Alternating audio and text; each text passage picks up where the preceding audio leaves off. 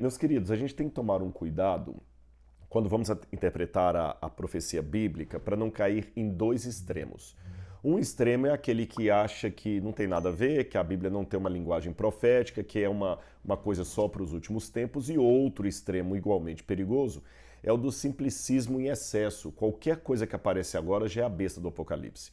Sabe, eu já vi vários candidatos à besta aí durante a história recente da humanidade. Saddam Hussein, na época, alguns de vocês são novos demais para terem acompanhado o auge de Saddam Hussein, outros eram muito crianças, mas eu me lembro na época que Saddam Hussein estava no auge do poder no Iraque, muita gente correu também, naquela ocasião não havia mensagens de WhatsApp, Telegram, YouTube, mas havia livros e já havia gente que iam para as igrejas com xerox, mostrando, olha, Saddam Hussein é a besta do Apocalipse. E parece que quando você ouvia a declaração dos palestrantes da ocasião, fazia um certo sentido, porque certo sentido, cuidado, certo sentido. Daqui a pouco eu vou dar minha explicação por que desse certo sentido. Saddam Hussein tinha entre os seus empreendimentos no Iraque a reconstrução da Babilônia.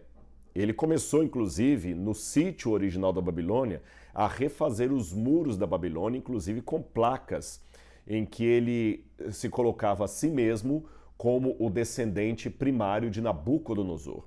Inclusive, em alguns hotéis da Babilônia, do Iraque, de Bagdá, tinha um hotel lá, que depois tem até foto dos soldados americanos quando invadiram o Iraque, pisando em cima disso aqui, eles colocavam no chão a imagem de Israel e dos Estados Unidos.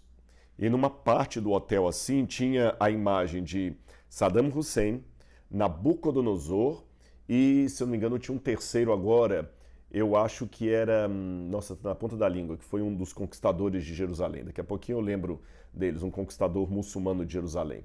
Estavam os três comemorando a destruição de Jerusalém, tá certo? Os três ali comemorando Saladino, lembrei agora, foi Saladino, ou Salahadim, como alguns dizem.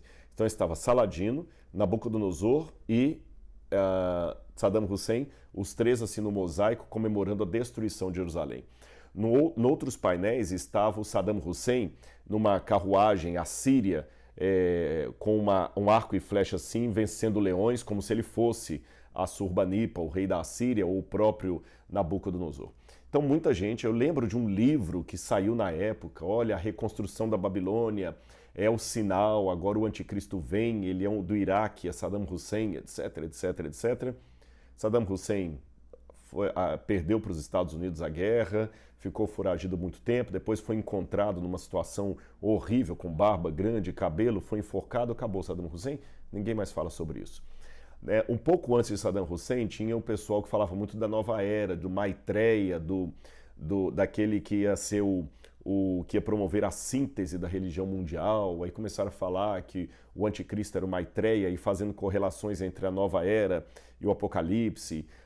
Tudo que tinha uma sandália na época chamada Haider, que ela tinha um arco-íris, que não tinha nada a ver com movimentos LGBTQIA+, na época o arco-íris era o símbolo da nova era. Então muita gente abominava usar o arco-íris na sandália, porque a sandália já era preparar o mundo para a nova era. Havia um pote de margarina também que tinha um arco-íris, também não podia comer aquela margarina, não por questões de saúde, mas porque ali estava o pote da nova era.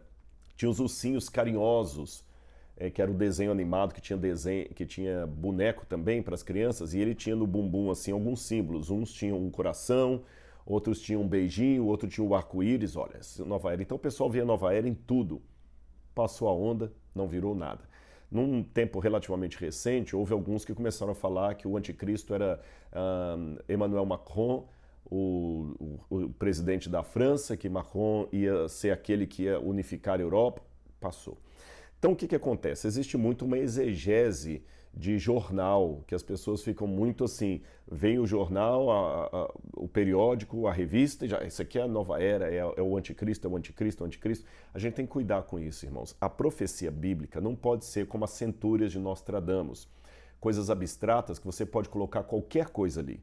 Ou, como eu falo numa comparação em sala de aula, não podem ser como música de amor quando você está na fossa, que qualquer canção de Roberto Carlos parece ter sido feita para você.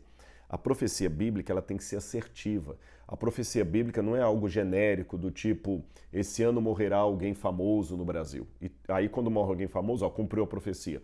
Olha, eu tô vendo uma tragédia aérea, um avião caindo e matando todo mundo. Aí cai um avião lá na Malásia, eu cumprimento. Profecia bíblica não pode cair nessa forma simplista.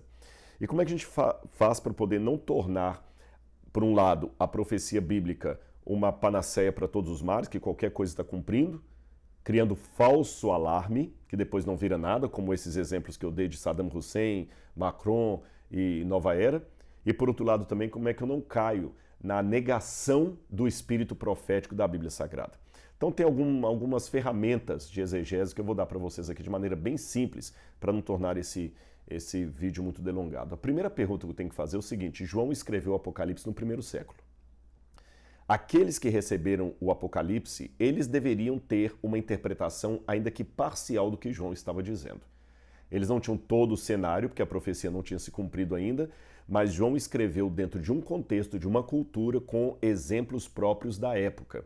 Então eu ganho muito se eu estudar o contexto em volta do apóstolo João. Por exemplo, se João escrevesse o Apocalipse hoje, com linguagem simbólica, Deus certamente revelaria para João elementos simbólicos que teriam um caráter didático para que qualquer leitor de hoje pudesse entender. Por exemplo, se João hoje, escrevendo hoje, no século XXI, visse uma guerra e em meio à guerra uma bandeira branca ensanguentada sendo balançada e uma pomba branca voando, qualquer um de nós que vivemos hoje saberíamos que ali está um símbolo da paz. Tá certo? Agora, daqui a 2000 anos, pessoas que terão outros símbolos talvez precisarão ter um conhecimento do nosso contexto aqui para entender a simbologia do Apocalipse. Por que ele viu como símbolo da paz uma pomba branca e não um raio cósmico caindo do céu? Por que foi uma pomba branca e não uma galinha marrom? É porque a pomba branca é o símbolo que hoje nós temos da paz. Então Deus parte sempre, eu vejo isso na Bíblia direto, Deus parte do conhecido para o desconhecido, da cultura local para algo supremo que Deus quer mostrar. Ou seja, a Bíblia não é um livro que depende da cultura local, ela não é um plágio da cultura pagã, mas ela também não é uma bolha em meio ao contexto histórico. A Bíblia dialoga com o contexto histórico. Nós chamamos isso de intertextualidade. O diálogo entre o texto e o contexto, ou entre a Bíblia e a própria Bíblia. Então é bom você olhar o Apocalipse à luz, em primeiro lugar, do próprio Apocalipse, da Bíblia como um todo e do contexto histórico que circundou o apóstolo João. Outra dica que eu dou para a gente examinar isto é ver como que os primeiros cristãos entenderam aquela passagem, aquela profecia, como ela foi entendida ao longo dos tempos. Porque me chama a atenção que existe mais ou menos uma linha tênue, uma linha mais ou menos homogênea que vai passando ao longo dos séculos. Então eu desconfio sempre de algumas interpretações modernas que não têm eco nenhum ao longo da história. É lógico, nós que vivemos a posteriori podemos desvendar com mais detalhe e clareza alguns aspectos da profecia do que o próprio profeta. Por exemplo, o apóstolo Jesus. Eu vou dar um exemplo para vocês. Jesus, ao citar Daniel, ele fala o seguinte: quando vocês virem o abominável da desolação de que falou o profeta Daniel no lugar santo, aqueles que estiverem na Judeia fujam para os montes e cada um saia, porque Jerusalém será destruída pelos romanos. Veja, Daniel não sabia nada de Roma, porque Roma nem existia na época de Daniel. Daniel sabia de um reino futuro que ia vir, que tinha grande fúria e que estabeleceram o abominável da desolação. Mas ele não sabia o nome desse reino. Ele podia falar da Pérsia, da Grécia e da Babilônia. Mas Roma, ele não sabia o nome, ele só sabia que ia vir. Jesus deu o nome, qual era o reino. O apóstolo Paulo, quando faz algumas análises sobre os profetas do Antigo Testamento, ele estava com um conhecimento maior do que o próprio profeta, porque o profeta viu assim, em forma futurística. Virá um grande destruidor que fará grande perseguição ao povo de Deus. Isso é o que o profeta sabe. Quem vive depois daquilo pode falar o seguinte: olha, ele estava falando justamente do império tal que fez tal coisa. Alguns fizeram isso de maneira inspirada, como foram os autores do Novo Testamento, outros através da iluminação, que são os cristãos ao longo do tempo. Tá certo?